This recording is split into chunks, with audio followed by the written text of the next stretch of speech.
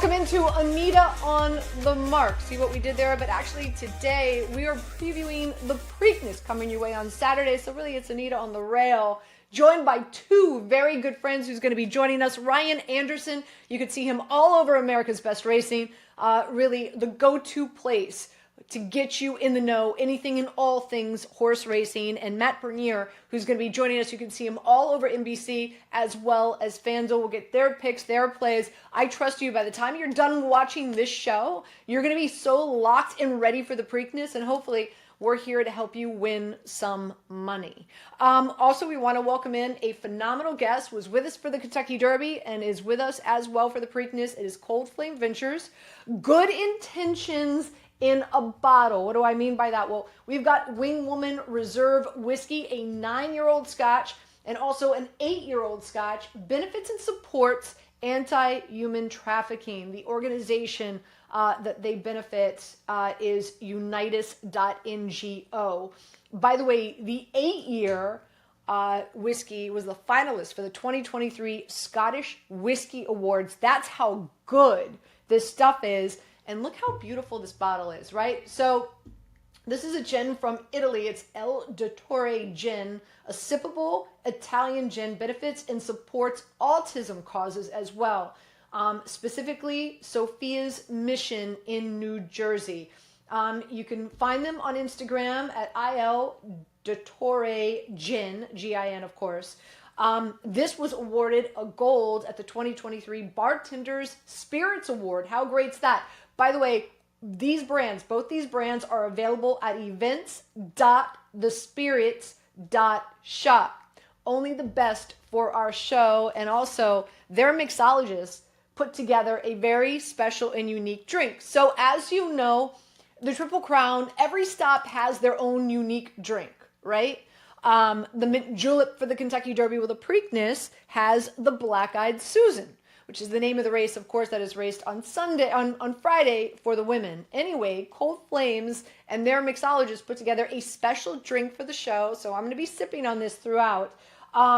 Whiskey, gin, mint, lemon, simple syrup, peach schnapps, add ice, top with an orange club soda, garnish, mint, and orange peel, possibly 2 dashes of citrus bitters if you so choose. And I tell you, it is tremendous. So if you want to kind of spice up your own Black-Eyed Susan, I highly recommend you do that.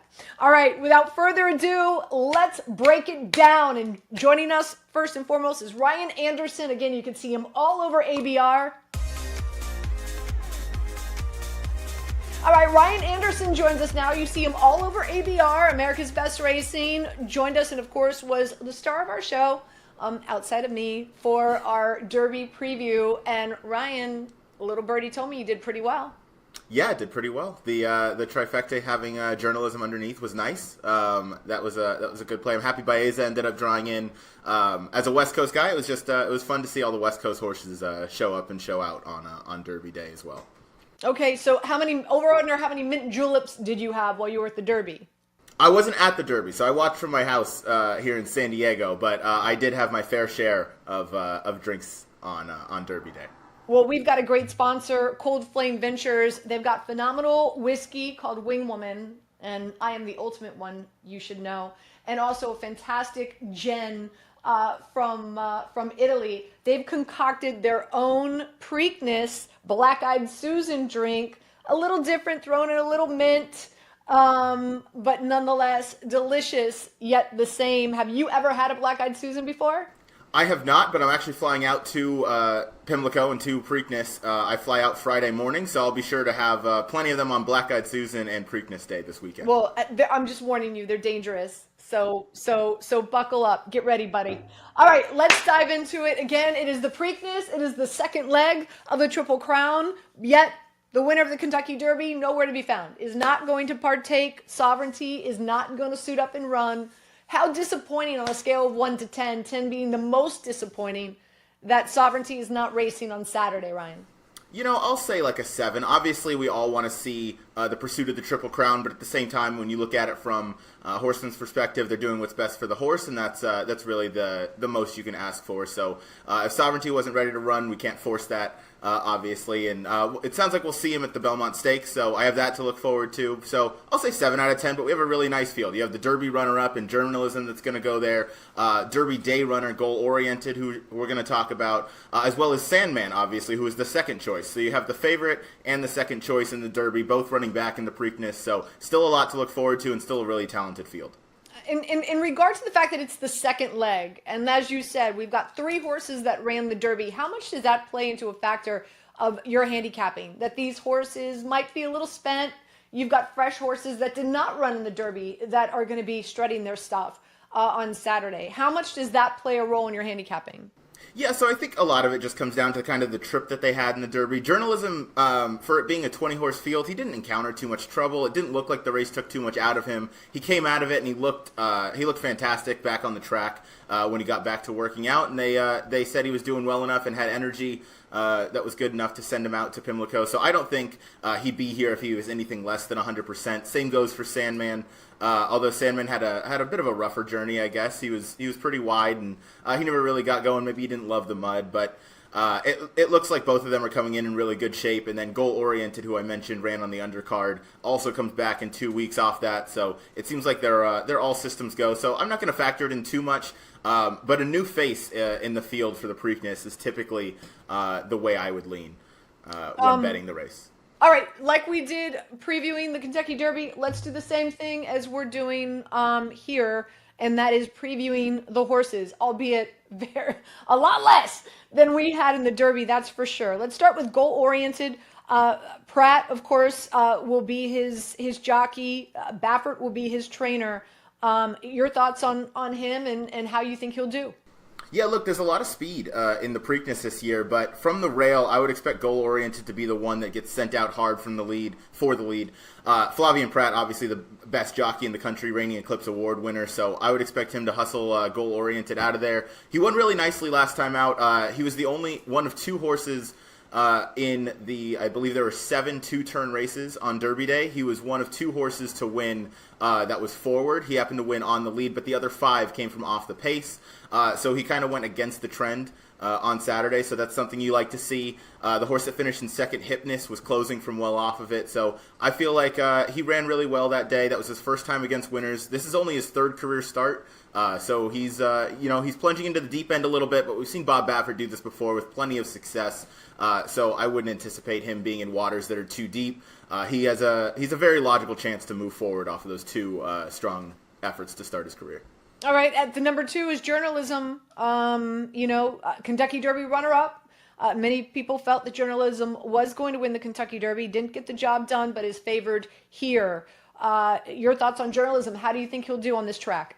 Yeah, he should handle the track no problem. He ran a winning race in the Derby, but he was beaten by a horse who was better and who ran a better winning race. So there's really not much you could do. That's just part of racing. So again, he ran a speed figure that matches his last race, and it's still pretty much head and shoulders above what the rest of this field has done in terms of who he's faced and how he's done. So I anticipate him coming in here with another A-plus effort. He's going to run his race.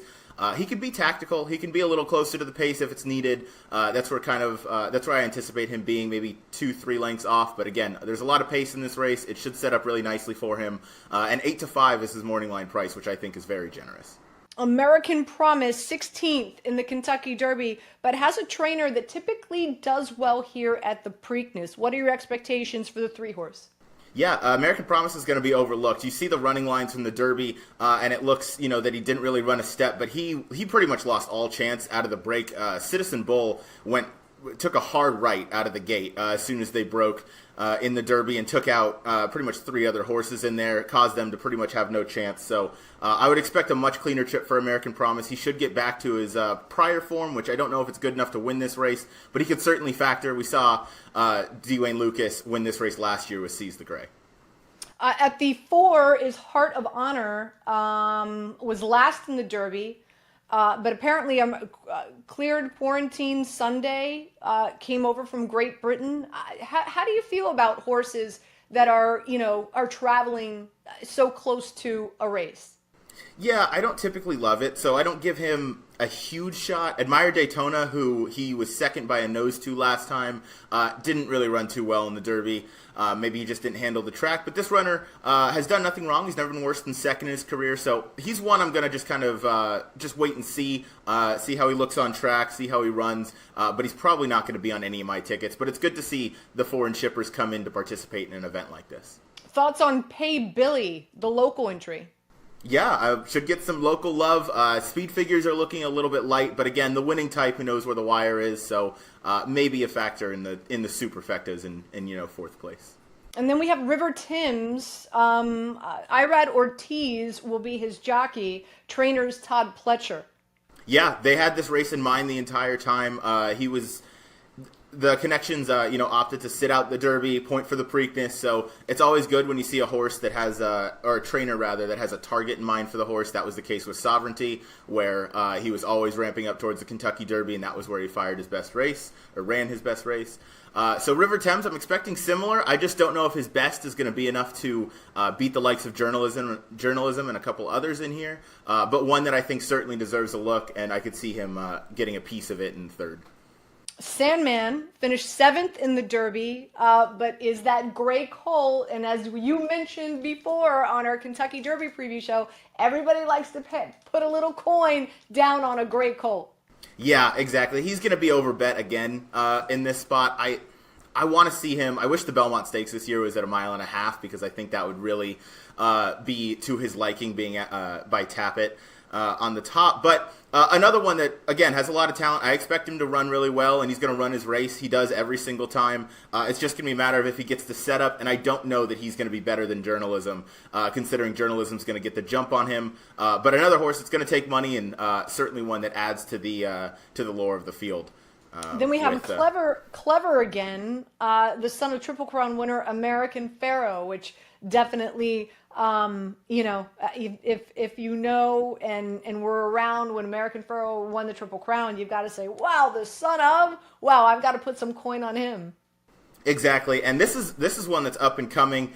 Really interesting runner here. I want to see how Asmussen and Clever again do here in the Preakness Stakes. This is one where that last out effort was really kind of blows you away. Gaming, who finished second to Clever again, ran a really nice second or third in the Pat Day Mile on Derby Day. So to see Clever again show up here, it's really interesting. Another one that's going to be part of the pace. A little more battle-tested than goal-oriented. Maybe this one kind of sits the trip and is able to get a good piece of it. And then last but not least, Gosker, I hope I'm pronouncing that properly, son of the Derby winner Nyquist, is that right? Yes. Gosger was really interesting. I was there at Keeneland that day where he won the Lexington Stakes, which is kind of the stepping stone to the Preakness. It's technically the last Derby prep, but not too many runners use that to go to the Derby just because it's a really quick turnaround. But Gosger, pointed there. He won that race by open lengths, and then they were always kind of pointing towards the Preakness here this Saturday. So this is one I want to see run. One I think is definitely capable of a big step up as he's been training really forwardly. Obviously, Irad Ortiz hops off, and you get the likes of Luis Saez, but he's done nothing wrong. And Brendan Walsh has been on fire at Churchill Downs, winning at an enormous percentage. So this will be his 4th jockey in 4 career starts. Does that persuade you in any way or shape or form?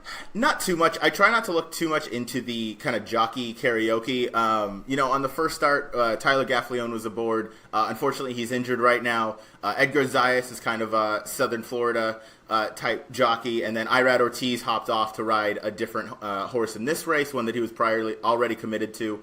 So I don't look too much into it, and seeing that he's finished second and then 2 first place finishes in those 3 starts, all with different jockeys, makes me think that a jockey switch isn't going to be too big of a deal. This horse seems to get along with whoever's on his back.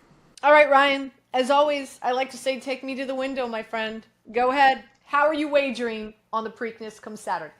Yeah, so Journalism, I mentioned, is a horse that I think is going to be really tough to beat. But the horse that I'm going to play underneath, I'm going to play a straight exacta in the Preakness. I'm going to play Journalism on top, so that's your 8-5 morning line favorite. And I'm going to play in second place the number 1 goal oriented for Bob Baffert. I think this horse is going to have a huge step up. I think Pratt's going to have the ability to get this horse up on the lead, possibly uncontested. But watching how this horse runs, I think there's a lot more in the tank. I think a step forward is certainly in his wheelhouse. And the 6-1 morning line, I think, is going to hold. I don't think you'll get 8-5 on journalism. It'll probably be somewhere in the realm of about 6-5. But 6-5 over 6-1 in the exacta will still pay pretty nice, probably around $10 to $12 if I had to guess. So that's going to be a play that I will certainly be playing on Preakness Day. I like it. I like it. As always, we like to give folks an extra wager, maybe a different race, a race that you have your eye on, a horse that you really like, so that maybe they could head into the Preakness playing with some house money. Is there another race that you like on Saturday that you're eyeing? There is. Race number 10 is the Sir Barton Stakes. I like a horse in there whose name is Invictus. The dam of Invictus is Serengeti Empress, who was trained by Tom Amos, who was a fantastic filly and mare when she was running. She won multiple sprint races. She won the Kentucky Oaks when she was a 3-year-old. So very, very prestigious. And then on top is Into Mischief. So bred to love it. Broke his maiden, last time out at Keeneland, going 7 furlongs. Stretches out here. I want to see the morning line price because I don't want to take anything too short, but I think you might be able to get some value, maybe around 3-1, 7-2, and I think this horse has a huge step up. Now first time versus winners in a stakes race, which is obviously a big try, but this is a horse I'm really looking forward to seeing run. Fantastic. All right, Ryan, share with our viewers, our listeners out there, what are you going to be doing on Saturday? How can they find more Ryan right before the Preakness?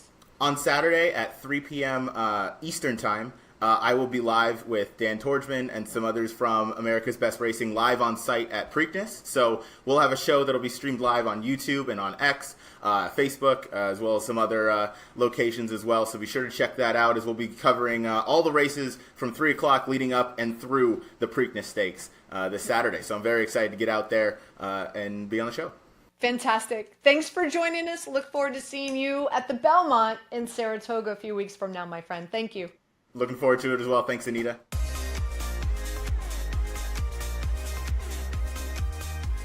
All right, before we're joined by Matt Bernier, again, want to talk about Cold Flame Ventures, good intentions in a bottle. What do I mean by that? You've got not one, but 2 whiskeys, one a 9-year-old Scotch and an 8-year-old Scotch. Okay, and both of these benefit and supports anti-human trafficking organizations, and we're talking about Unitas.ngo. By the way, the 8-year-old was the finalist in the 2023 Scottish Whisky Awards. Wow, I feel like I am talking about a horse here, but I'm not. I'm talking about a whiskey. Their gin is very different. It is a sippable Italian gin, El Dottore gin, benefits and supports autism causes, specifically Sophia's Mission in New Jersey. This gin was awarded a gold at the 2023 Bartenders Spirits Award. And a reminder, you want to purchase both brands, head over to events.thespirits.shop. Also want to give a big shout out to America's Best Racing, ABR, the one-stop shop. That is where you need to go to find out everything and anything when it pertains to horse racing. And of course, you can find Ryan Anderson hosting all things on ABR from the racetrack, from Preakness on Saturday. So definitely look for him for more information on all the races that will be coming your way on Saturday. Without further ado, let's bring in Matt Bernier. You're going to see him all over NBC as well as FanDuel. Matt, so I lived in Baltimore for about 4 years. So, and those 4 years, boy, did I do Preakness big time. In fact, it's interesting. My favorite day at the Preakness is not Saturday. It's actually Friday. I love going Friday, get out there, be casual. It's so fun. It's so laid back, you know, win some money on Friday. And that, therefore, like you're heading into Saturday with some house money, right?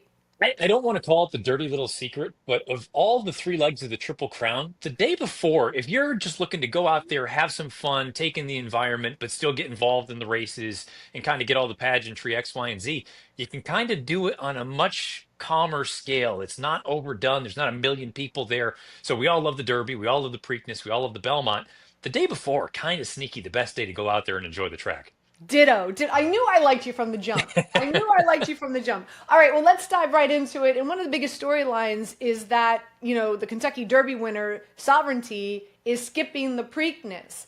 I'm going to take some time off and get ready for the Belmont, of course, that we know is going to be held in Saratoga. Hopefully, we'll have a chance to, at least I'll have a chance to meet you in person because we're going to be up there. But nonetheless, how disappointing is that? I feel like each and every year, we're so excited to potentially maybe get the thrill and the excitement of a Triple Crown winner. And with Sovereignty just skipping the Preakness, it's kind of like, wah, wah, wah.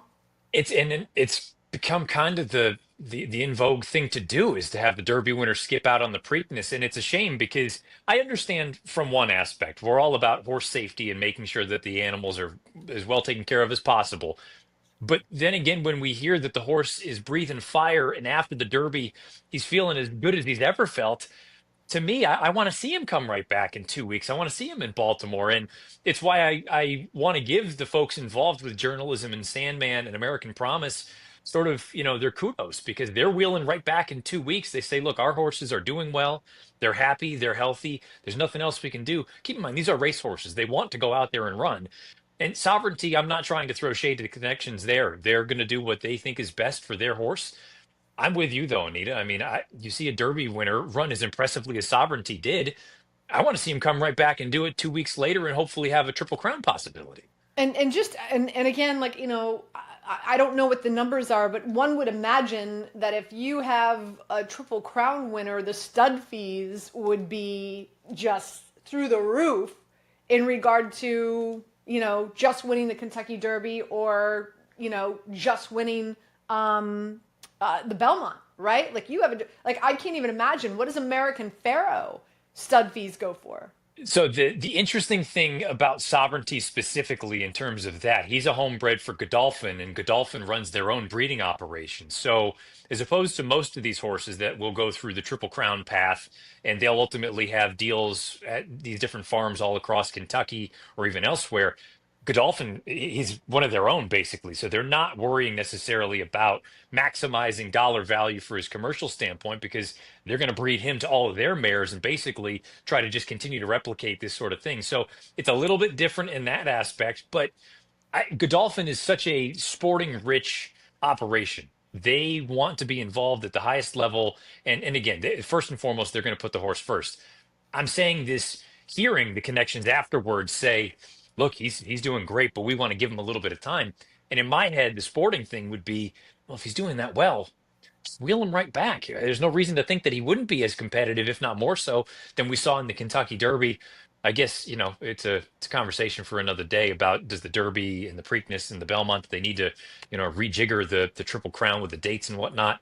I mean, you can get people going on a tangent about that. But I guess in the here and now, the good news is the Derby favorite, journalism, he's coming right back. Michael McCarthy and everybody involved with him seem to think that he's doing as well as ever. So let's benefit and root on the horses that are coming back on 2 weeks rest. Yeah, absolutely.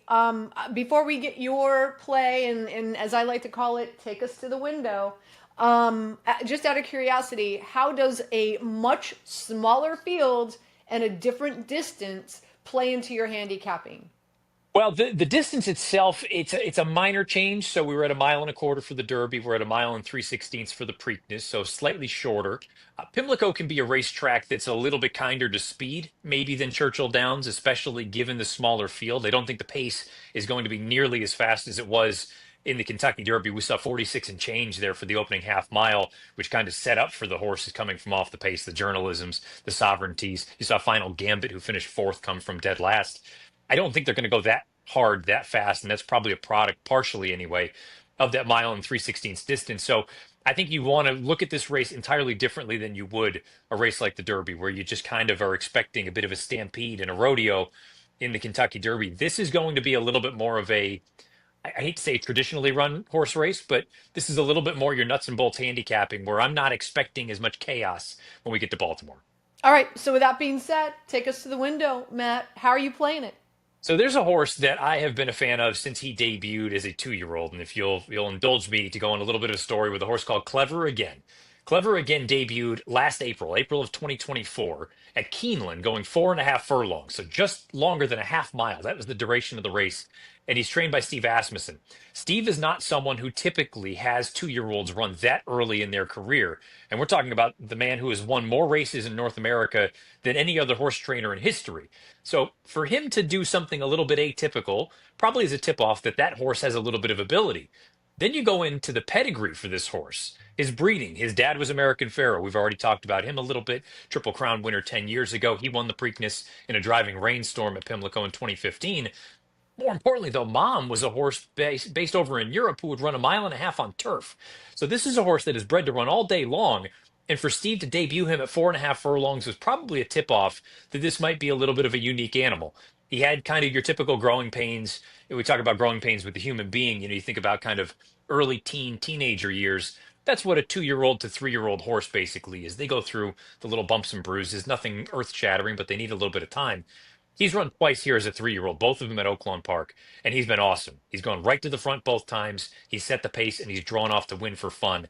If you're a fan of the Beyer speed figures, which are numbers to gauge how fast or slow horses have run, Journalism, the favorite, the likely even money favorite, he has a Beyer coming in out of the Kentucky Derby of a 102. Clever Again has a Beyer speed figure coming out of the run at Oaklawn Park of a 101. So, I mean, we're splitting hairs. They are pretty darn close to comparable apples to apples. More importantly, Clever Again is going to be forwardly placed. I expect him to go, if not outright on the lead, pressing things. I'm going to bet him to win. I bet him in the future pool that First Racing was offering at 15 to 1. He's not going to be 15 to 1 on Saturday, but you're probably looking somewhere in that 9 to 2, 5 to 1 range. I think that's playable. I'm going to bet him to win. And just in case the big horse Journalism is just too good for him and he just pips him, I'll play a little bit of a safer exacta the other way. So it's Clever Again to win, but I'll back it up with a Journalism over Clever Again exacta. Got it. All right, before we let you go, is there another race either, on Friday or Saturday that you're looking at, that you're eyeing, you're saying, wow, it's my favorite race. I need to get to the window on, and what's the horse there?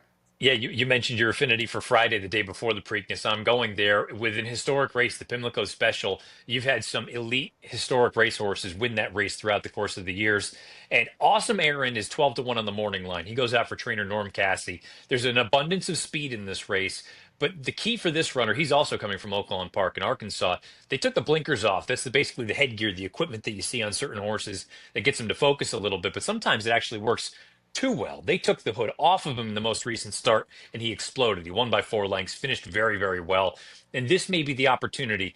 Maybe he's not quite as good as some of the other more well-known commodities in there, but he's not going to be 12 to 1 again if he wins on a spot like this on Friday. This is the opportunity, if he's as good as that last race would indicate, to cash your tickets on him. So let's go to Awesome Aaron in the Pimlico Special coming up on Friday afternoon. Fantastic. And that's race number 12. Correct. Correct. He's the 4 horse. Number 12. So folks, have some time to get to the window and get that wager in. Before we let you go, Matt, where can people see you? They want more Matt. They see you here on this show. They're like, I like this dude a lot. Where will you be? What network? Where can we find you on Saturday? Yeah, it's Friday and Saturday. Friday we'll be on Peacock. We'll be going over the Black Eyed Susan undercard, including the Pimlico Special, and then Saturday a combination of CNBC and NBC leading up to the big 150th running of the Preakness Stakes. Fantastic. Well, here's to you, my friend. Good luck this weekend. Thank you, Anita. Hopefully I'm having one of those after Clever Again crosses the wire first. There you go.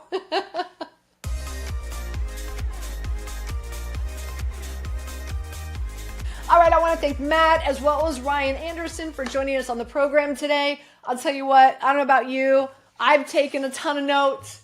I am ready for the Preakness. Hopefully you are as well. And again, I want to give a big shout out to Cold Flame Ventures with, of course, the Wing Woman Reserve Whiskey, which, by the way, I just love the name because one thing I'm like the ultimate wing woman, just so you know.